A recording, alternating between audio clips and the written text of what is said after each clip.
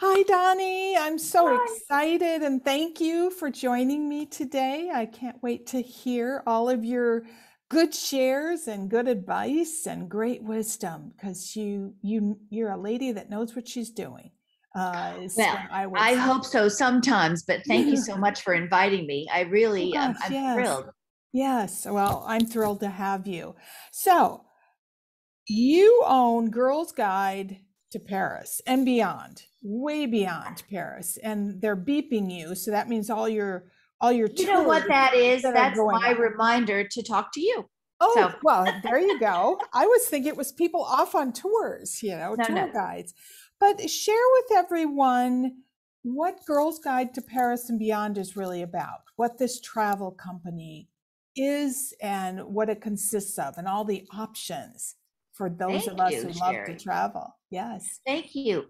The idea came about as uh, basically, I tell people it's a women's only tour company for people who wouldn't be caught dead on a tour. So that so that is a lot of us have a fear, me included, of big tour buses following a flag, listening to people on earphones. And I don't want to sound elitist though, because that sometimes is the only way you can get to Europe, because it's a lot more affordable because they have 40 people. But when you say the word tour, that's kind of what comes to mind to people. And I thought it would be interesting to have a kind of a community of women who were able to take tours together with a guide. It started out just being me, and now we have about 18 partners. And Mm. we take women all over the world, typically for about a week. And the driving force behind that is camaraderie, friendship, and sisterhood. So we're going from everywhere from Italy, of course, France, Mongolia, Bhutan, anything that is interesting that I can kind of come up with or create or find someone who's an expert in. But we keep the groups really small, 6 to 10. They've actually gotten smaller over the years. Oh, So the interesting. reason why those big tour groups are more affordable is, it's like the Walmartization of something. Mhm. It in bulk, of course, they can afford to give you something for less. So this is kind of a little bit more expensive, but it is a way to travel with other women together to all different kinds of locations, and we're always looking to do something a little different. Go at a different time of year, shoulder season, also to really learn about what it's like for women in that particular culture. And then we do a lot of things that gals like cooking classes and going to gardens and shopping and all the like. Yeah, yeah. Well, I should disclose, obviously I was on one of your tours, and that's how I met you, Donnie, and was introduced to Girls Guide to Paris. And oh my God, it was fantastic. It just the group of exactly what you said, that camaraderie of women, both in terms of experiencing the place as well as the conversations around the dinner table or the lunch table or whatever it is. It's really joyous, is how I would describe it. Oh, I love that Yeah, word. Joyous is such a yeah, wonderful word. yeah. I think we're all striving for that. And, Mhm. but I think you're right that I always say to people, and I talk to everybody before they come on one of our trips, but I always say the best souvenir you can bring back from anywhere that you go is a new friend or a bunch of new friends. And we Mm. actually have a group, and a lot of our groups have had this experience, but this one in particular, I always highlight. They came last year to my region of Bordeaux in France, and we did a writers' retreat with a couple of amazing writing instructors and novelists and so forth. And they connected, really closely during that. I think when you're writing too, you're really, Mm. discussing a lot about yourselves. One woman had just recently lost her husband, and Oof. they really connected. I obviously facilitate that, but it's really what women want to do, what we need, for our soul is to connect with other people. Anyway, the bottom line is they stayed in touch on WhatsApp. They ended up starting a book group. And they recently just got back from New Orleans, where they did a tour together that they organized, having nothing to do with me.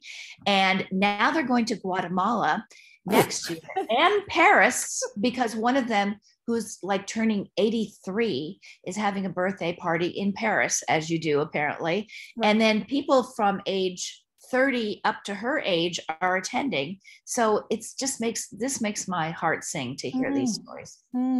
But you bring up a very interesting point, and maybe I could have you share a little bit about the women's travel, or the women's travel wisdom group, if I'm saying it correctly, that sometimes it's experiencing a place. So the writers group, as an example, they were experienced, that particular part of France, but they were also there for another purpose, which was to be enveloped in whatever, writing workshop that they wanted to participate in. They're writers, they're interested. Right. So share a little bit about that, because it's not just going to a place and looking at tours. Right. Well, we're trying to, I already have a very niche thing, and it's women only. So, and we're going all different places, but I think, and I do, a guy basically designed this company, and I think all of your would-be women entrepreneurs, or already entrepreneurs that you help, would be, I think it's important to design whatever you're going to sell or, offer to be something that you really believe in, you're passionate about, and that you would do. I design things that I think are really cool. That's basically it. I don't ask anyone else, is this a smart place to go? No, I can't please everyone. And at my age, I'm just saying, look, this is what I think is cool. And so far, about 95% of the time it works. So anyway, we have two things. We have, Girls Guide to Paris, which is my company that I've had for 13 years. And we do trips, tours, and retreats and adventures. That's what I say. So something adventure would be, we're going to Mongolia and going from yurt to yurt. And, that's really exciting. And we do Christmas trips like you went on to Alsace. So a little bit more normal, shall we say. Then I also do retreats, like a writing retreat. And then this year, and thank you for mentioning it, I've designed, and I'm working with a partner. Her name is Carolyn Ray. She owns the publishing media community called Journeywoman. It's actually the oldest women's only travel community on the planet. It started pre-internet in the 90s. Wow. Not by her, by someone else. But what I love about what we're doing, and it's called Women's Travel Wisdom. So you can find it at womenstravelwisdom.com. It's first of its kind, women's only travel and wellness retreat. We're going to have about 100 women, and this is a 5-day, 4-night retreat. And we are talking about traveling deeper. This is something that I have really always felt, and I just keep honing in on this idea. And I think it's kind of what all of us are after, is not just to say, oh, I've been to Paris, I'm checking off Italy, I'm checking off, all these places. It's about learning about a culture. And also when you travel, you're learning about yourself. Isn't that the truth? Right? Yeah. And you noticed, even just going to, you have a place in Paris, just going to the Alsace. So it's a completely different culture, 2 hours away by train. We learned about how it went back and forth between Germany and France. And of course, the pretty horrible things that happened in that area in World War II. Yeah. So you not only learn, and we all know this, we learn history and so forth on a tour, but when you're traveling with other women or solo, you learn to connect with those women. You learn, how to be patient, how to go with the flow. The more you travel, the better you get at that. These are all just like life lessons, I feel. And also, I just wanted to have this conversation at this retreat, and about traveling deeper and how wellness is connected. And when I Mm, say wellness, I'm not just talking about, eating right and exercising, but the big scope of wellness is self-discovery, is mindfulness, is empowerment, is all the things that you do, for yeah, your yeah, clients and what you've been doing for years. And that's yeah. why I really wanted you to be involved in next time when you're available. We're going Yes. to get you there as a speaker, because you're exactly the kind of person that we have coming to speak. We have an unbelievable list of women. You can see them at the website, but just to name a couple, one is named Lola Akimade. I met her at another women's travel festival. She's from Nigeria. She lives in Sweden, so she's flying all the way out to California, where we're having this in October for us.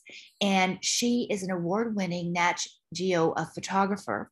She's also author of 3 books, one which is a bestseller right now called In Every Mirror She's Black, first novel.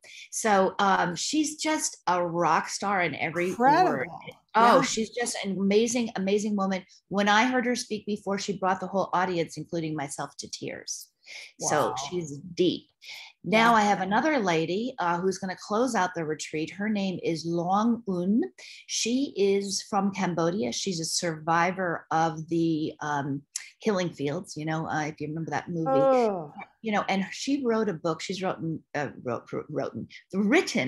3 or 4 books. I tell you, when I get excited, I like Yeah, just trip over myself with words. exactly. I make up Ah, words. Yes. yeah, exactly. I make them up, and I will continue to do that, I'm sure. Long, she wrote a book called First They Killed My Father, obviously Mm, autobiographical. That mhm, was later made into a movie by Angelina mm. Jolie Yes. on HBO. So she has an unbelievable story to tell. What's incredible, not just she has a sad story, and a lot of us do, not maybe to that extent, but she is so inspiring. She's on the board of Omega Institute. She talks all over the world. She is going to get us like marching. So not only are we going to learn, grow, connect, and Mhm, talk mhm. about all these deep topics, but once you feed yourself, then you have that energy to go out and do something to better the world, to help your family, to help your community, whatever that looks like for you. So we don't want this to be a retreat that's just about ourselves, because we women Yeah, know we're responsible really for, bettering slash saving the world, because we're yeah. kind of at that point.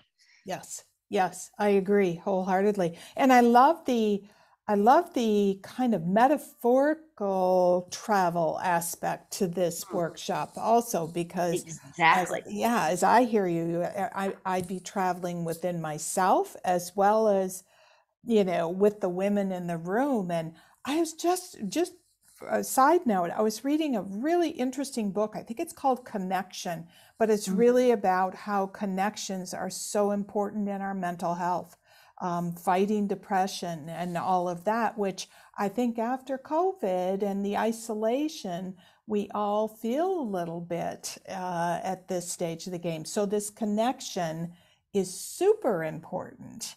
And California is You easy to are. get to, you know? Yes, it is. It is. It is absolutely critical, I think, to Yeah. one's mental health, even if you haven't suffered a trauma, which we've Hmm. all globally Hmm. just suffered a worldwide trauma that is Hmm. nothing like anything any of us have ever seen. Even Agreed. those that are still alive that were during, there for World War Hmm. II, there were countries that didn't experience World War II, that Right. were, on the Right. sidelines of, you know, so this was every single country, and Yeah. every single Yeah. person was affected by this thing. Right. So there couldn't be a better time to relearn how to connect. Mhm. And I think it's more important, almost, it's a human need, but it's really important for women. Yeah. Sociologically, Agreed. anthropologically, we know Yeah. this. Yeah. You know, We the do. men might have been out there on their own hunting, but we were by the fire raising the Yeah. babies. And, Yeah. obviously things are a little bit different now, but that need for connection is soul and, Right. absolutely, Right. the most inner part of your brain driven, don't you think? Yeah, I absolutely do. And I think as women, we had to connect for our own survival. The Right. Red Tent, that old book that was Yes, I famous, love that gosh, book. I don't know, 20 years ago. Yeah. Yeah, we needed each other because we could not raise children alone in Yeah. solitary. It Yeah. was very, very difficult to do. And we're wired different. I mean, Yes, I think we're wired different. So, absolutely. so tell me, it's womenstravelwisdom.com. Am Yes, I that's saying that right? exactly right. Okay. Okay. Women's Travel Wisdom. And what I'm working with Carolyn, who's an amazing branding expert. Actually, that's where she comes from. Okay. But we are really, and you hit the nail on the head talking about journeying in Mhm. every sense of the word, Mhm. exterior, interior. Mhm. Because look, even if you can't travel to Bhutan, like I get to do next year, Mhm. Mhm. most people are not going to Love it. ever get to do that. That's incredibly, um, that's a piece of luck and a gift that I'm Yeah. able to do Yeah. this. And just some of us can travel and some of us can't. But my message is that there is travel um, that is necessary to do, journeying Mhm. that's necessary to do, and you can just do it by going to the library. Mhm. If money is a big issue. But also, I was listening to this great travel podcast the other day, and this one lady said her first trip to Europe, she was a teacher, Spanish teacher, and somebody invited her to help co-lead a trip with 14 kids. And I think, oh my God, that sounds like Right, a right. nightmare. Oh wow, anybody who wants to take in teenagers, I did too. And I was like one time with my son, and I like barely survived it, and he barely survived it. Anyway, Funny. traveling with ladies is a lot easier. But Yes. anyway, she got to Paris because it was the first time. It was the first city that they were going to go to. 5 cities or whatever. And she said she just fell hard, hard, hard in love with Paris, which I know you've done. Yes. Obviously, I did Right. too. Yes. And she said, on a school teacher salary, I don't know how I'm going to do it, but I'm coming back here and I'm coming to Europe every single year. And now she's made Wow. travel her life. Wow. So I think even on a teacher salary, and I actually have almost most of the women on my Mongolia trip are teachers. So Oh, it is interesting. possible Yeah. if you Yeah. make it a priority. Absolutely. Well, and what's good about Girls Guide to Paris is that you take care of everything. So if I wanted to go to Mongolia, as an example, that would be very daunting to think Oh, yeah. about trying, am I picking the right company? Am I, do I have all I need? And that was something because you actually managed our group through COVID in terms of when could we go and how did we need to be prepared. And the rules were changing while we were on the trip. And so I saw Yeah. you in action. And that's the one thing, especially, and I get this question from so many women, whether you're married or not, that want to travel solo, is they're terrified, is Yes. scary. Um, Yes. and that was the one piece that I thought, oh my God, I don't have to do anything. I can just lean into the experience, so to speak. And Yeah. Donnie and her team will take care of everything, which, Oh, oh my God, it was, if you can do it through COVID, you can manage it through any kind of a situation. But seriously, but go back. How'd you like, I've read your bio and, you obviously had a career before having children. You were a stay-at-home mom for a while. You started a nonprofit. Where did this travel idea come from? Because I always say if we're going to start a business, we have to start a business doing something we absolutely love because it's going to be hard. absolutely. It's not going to be Absolutely. easy. But talk about this. Absolutely. How did a girl from Nebraska fall in love with, well, maybe that's why. I'm from Minnesota originally. Bingo. Exactly. We just want to, go somewhere because we can see everywhere, but go nowhere. So share with Ah, everyone though how this evolved. that's so cute. It's true. I used to say Nebraska was a great place to go grow up and then leave. Mhm. So which I did at 15 to go to boarding school. I definitely got the love of travel from my dad. He was an adventurous soul. My mother was too. They were both fairly fearless in this area, considering they were both from Nebraska. My dad was the first in his family to go to college.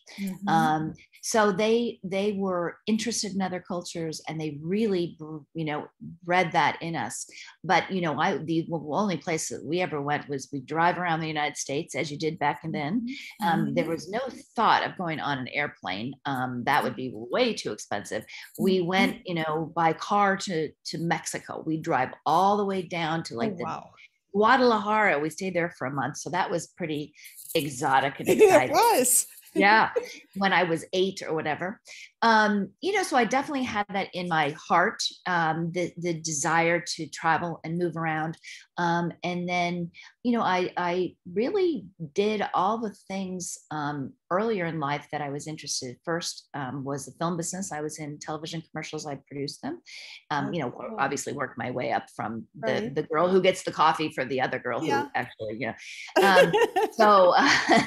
and did that in my 20s, then stayed home, which was just such a gift that I was able to stay home for 8 years with my kids. But my brain, is always trying to create and do something, which I know all of your clients are probably the same. So I got also from my dad and my mom, I was always interested in politics, big news junkie. I got involved in politics, just local, very local, when I was with the kids, and was able to do some of that, while staying home and, juggling things, but got pretty involved, hardcore, worked for a not-for-profit. I then, which was saving the river's called Riverkeeper. And then I ended up on, finally on Obama's National Finance Committee, first woman on after Penny Pritzker. So kind of proud of that. I was kind of a big fundraiser. So in a sense, I've always been in sales. So it started with marketing and then sales, and because it's sales in politics, you're selling an idea, but it's still sales. And then I really get burnt out in the not-for-profit world. I helped start a not-for-profit in South Africa serving kids with HIV. So we had an after-school program for about 8 years, and then it was taken over by another not-for-profit, but we saved like 200 people's lives. So I felt like, I've really done something here, as in the Caddyshack line, I got that going for me. So, but I decided I've done all this save the world stuff for a decade now. I need to, I really want to just do something fun. And it took a while to transition. And I will say, and shout out to what you do, because I have this great coach, a life coach. Her name is Debbie Phillips. She is actually headlining our event. I think I told you about her, but I didn't know though that you worked with her when you were thinking of starting your business. Or a business. Yeah. So, I've been working with her, and originally, like maybe 15, 20 years ago, I was so struggling after staying home. Like, how do I, anyway, I'm the type who's been to a lot of retreats and conferences and women's things. And so I met her at a thing called Women and Power, not Women in Power, but Women and Power, meaning we have a very weird relationship with power. We don't know what, we kind of want it, but that's not cool or whatever. Eve Ensler put it together, the lady who wrote Vagina Monologues. But anyway, I met Debbie and just sitting at lunch, and I said, what do you do? She said, I'm a life coach, but I used to be in television and politics. And I was like, wait a minute, I was in television and in politics. I don't know what a life coach is, but I'm pretty sure I need one. And that was like, nobody had heard that word before. At least I hadn't. She was really one of the first. So I started working with her. It was expensive. It scared me because it was expensive, but because it was expensive, I did all the things we wrote down in this we had a thing called Vision Day, and you go down to her house and you spend, a lot of money, but you really get to dream and then create exactly what it is that you want to do. And I did everything on that list, and I have her to thank for becoming an Wow. entrepreneur and starting something when I had no clue what I was doing, and then keeping the faith. She really helped. That was the best money I've ever spent. Yeah, yeah. But you know, you bring up a very good point that you come out of sales to some extent. And that jump from sales to entrepreneur is not that big of a jump because when you're in sales, you have to be very self-motivated. You have to have specific goals for yourself. You had already started and ran and then launched or transitioned the nonprofit. So you had that experience. So there's there's something to that though, and if you don't mind just sharing with people, women, other women who are thinking, maybe where you were 20 years ago, I want to start something. What is a good way what are some of those qualities that just have carried with you? Integral, is that the right word to Yes, you? sure. In everything that you've done, and it's what has propelled Girls Guide to Paris to success. Mm. Well, what I want to say to anybody who's thinking of starting a business is I did it. And if I can do it, I know that you can, because I am a big ideas person and I do have confidence, which obviously is the thing that we women struggle with the most. Mm-hmm. But I, I did not have a business plan. I don't recommend that. It's Okay. not that hard to figure out how to write a business plan. There's books on it, there's stuff online, and you can get help. So I didn't do that. I could write a book on how not to start a business. I always tell people that I did every single thing wrong. That's funny. But you don't have to go to Harvard Business School to start a business. 99% don't. And women start the most businesses of anyone in the United States, and in women that are older too. Yes. So, I there's actually really pretty encouraging data for women now out there. And, if you listen to, How I Built This is a great podcast, a podcast. Mm-hmm. Every single person that Shankar Vedanta interviews is always says, they failed and they failed and they failed. And then finally something went right. And I remember in those early days, I started this website. I did have my husband helping me just in terms of saying, you build it, they will come, we'll figure it out. Don't worry. He was someone I could ask. Great cheerleader. So Yeah. yeah. He was in tech, so he understood if you have a website, you need to get eyeballs, and so he was helpful. But you need to find some kind of mentor that really helps, or join another women's entrepreneurial group, or get a coach like yourself. Right. Which is, obviously was the thing that saved me. But each month as I'm spending all this money and not making any money and trying to figure out how to monetize this thing, and it was 3 or 4 years or maybe more before I was making any money at all. I was losing money, so it was, but what I said to myself was, and a lot of people don't have that luxury. We were lucky that we could invest that. But I kept saying to myself, I will not quit on this thing. I am not going to quit on myself. I am going to make this work come hell or high water. It was like that little train that could, remember that story when you're little? And I was like, I think I can. I know I can. Yes. I was not going to get, because I had given up on myself before. I was in pretty high levels of politics and I didn't get like the appointments and the stuff I wanted. I didn't end up running. I did things that kind of, I let myself down. Yeah. And I decided this is the third time, I with the film business, I had to quit because I had kids, not had to, but I chose to. Right. So this time I was like, this is going to work. Yeah. So it's like, if there's somebody put something in your way, you're going to walk around it. You're not going to get discouraged. You have to be your own cheerleader. You really do. Yeah, you do. But you bring up such a good point, Doni, in that, don't, several points. Don't be, I'm hearing, don't be, distressed or, buy into that. Well, my other ideas didn't work out, or I stopped before I really got to the position that I wanted. Because part of it is giving up is like something we beat ourselves up for.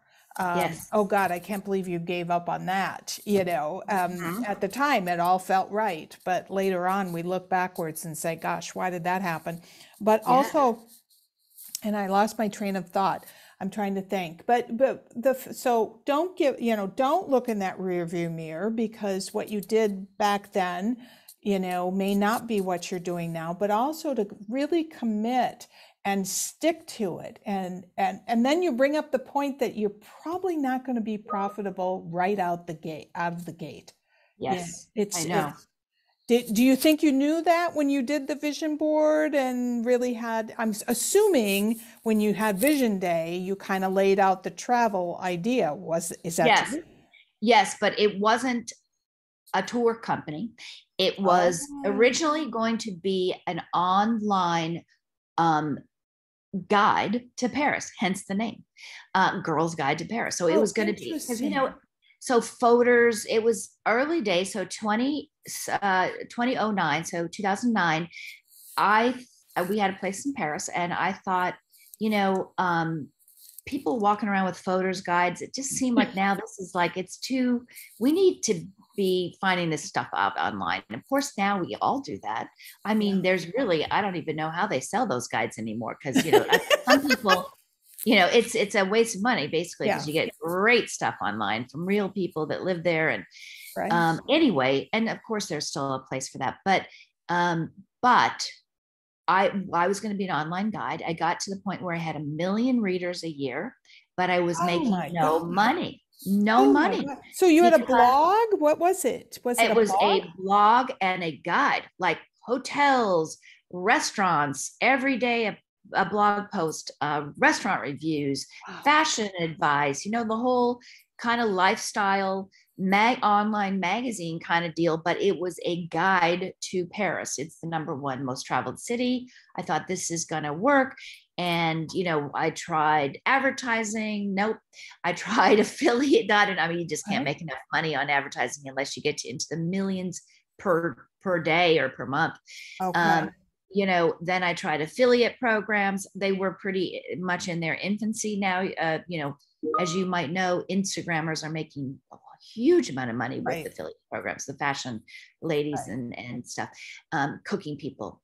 But anyway, I was like, door #1, nope, door number 2, door #3.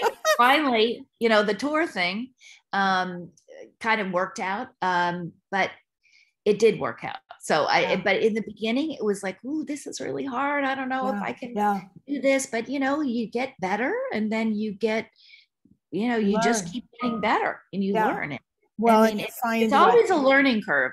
it Um, is, and knowing what people want and what people will pay for, yeah. which are sometimes two different, especially in today's world, are two different questions. Yes. But knowing, if you look at the statistics, how many businesses close because they've created something basically nobody will pay any money for or they don't want. So those doors were really, oh, this is great information. This is great information. That's what I'm hearing, but I'm not Yeah. making any money. So at some point I have to open a door where someone gives me money. Yes. And we would sit there. I'd sit there and talk to my husband, like, how in the hell am I going to make this thing work? So you got to have somebody to bounce some ideas off of. But I also want to say another thing, in terms of not giving up on yourself, like we talked about earlier, is that I've been doing a lot of work on myself over the Mm, years, not just from a business point of view, but from a personal point of view. So, what mhm. does that mean, and how did that help me? Um, I have, like, I had plenty of issues that I needed to deal with. An issue with my mom. I've done meditation, learned meditation. I've gone to lots of spiritual retreats. I've done, read not every, Yes. a lot of self help books. Yep. I have had therapists, I've had life coaches. So I'm out there trying to get help for myself to better myself so that I can be a cheerleader for myself. Because we do have that inner voice that's always saying, no, you're not smart enough for that. No, no, no, no. Yeah. And, that's something that they've studied a lot. Some people call it the monkey brain, but Tara Brach, who you probably know, talks really interestingly and profoundly about that voice that says no inside your head, which is the meanest person you know. Right. Nobody is as yeah. mean to you as that person. Yeah. So I started to name that person. I say, shut up, Phyllis. I'm not listening to you. That's good. That's really good. Because people think that somehow that is them. That's not you. Now, there's a voice that says, don't put your hand in the fire. Right. But generally, as you're going through your day, there's a voice in there that's saying, oh, you shouldn't have said that. You should really lose weight. Just this mean person that's talking to you. So I have decided to, by and large, ignore that person. And I don't associate with Phyllis. I don't like Phyllis. She's not coming to my house. She's not invited for tea, So I think all of those things help an entrepreneur, because entrepreneurism, if that's a word, I don't think it is, it's just about learning about yourself. It's about connecting with others. It's about life, right? It's not about so much about creating a product that people love and making money. Well, that's a side. To me, my life's mission is to become more conscious, to become more at peace, to become more mindful, to connect with really interesting, cool people like you, and all these amazing women I've got to meet. And Debbie definitely told me that, if you look at what you're already good at, you don't have to be good at everything. Look at what you're already good at. That's right. Do that. If you're passionate about it, because I was already the person who planned all the travel for the girlfriends. I was always the one who said, come on over, we're having champagne or we're having tea or whatever. I was the organizer for that stuff. I was the connector. I had a lot of energy. I had a lot of, I wanted to go here and do that and so forth. And I just made that into a business. Yeah. But that's, ladies, I hope you're listening to Doni, because this is so good. This is absolutely so good. You have to do that work on yourself.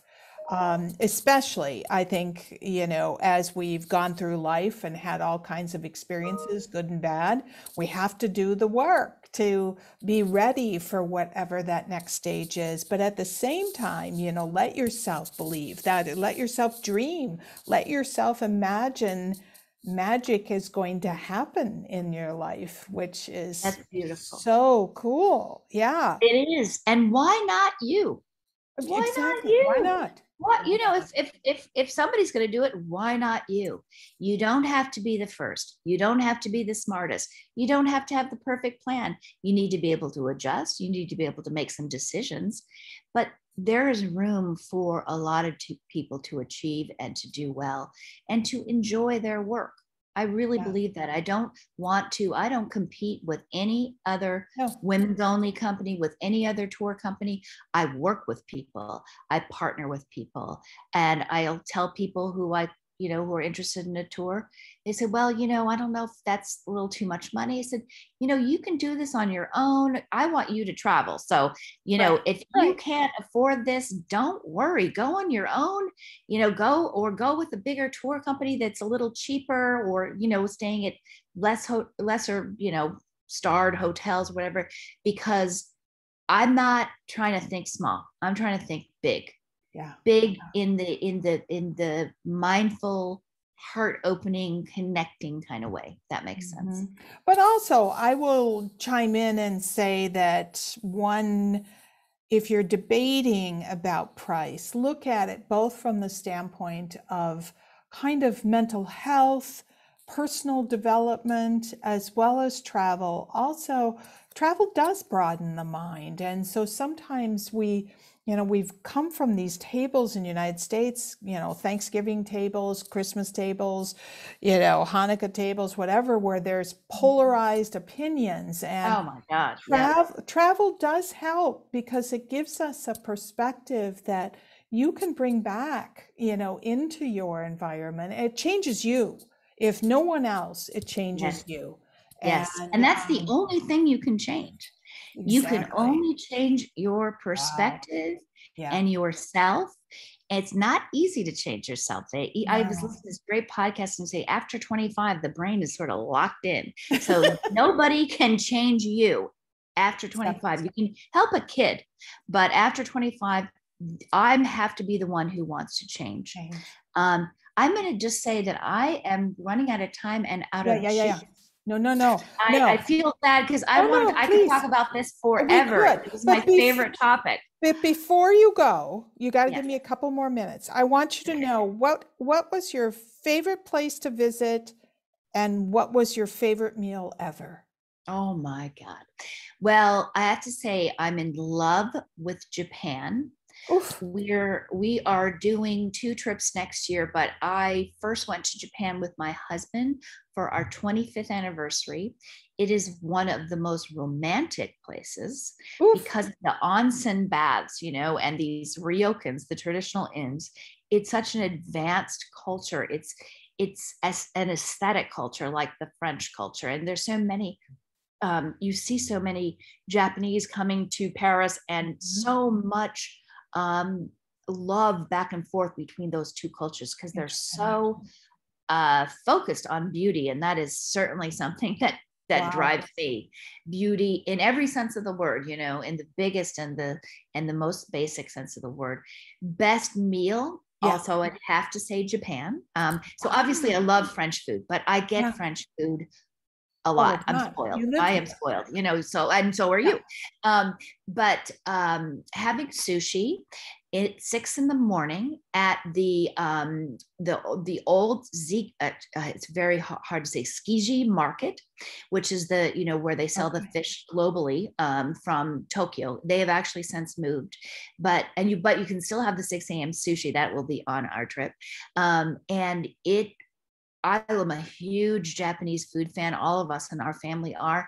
And it is, I will never forget that. Of course, not only such fresh fish, but the key to great sushi is the rice, not the fish. Because it's not so hard to get great fish.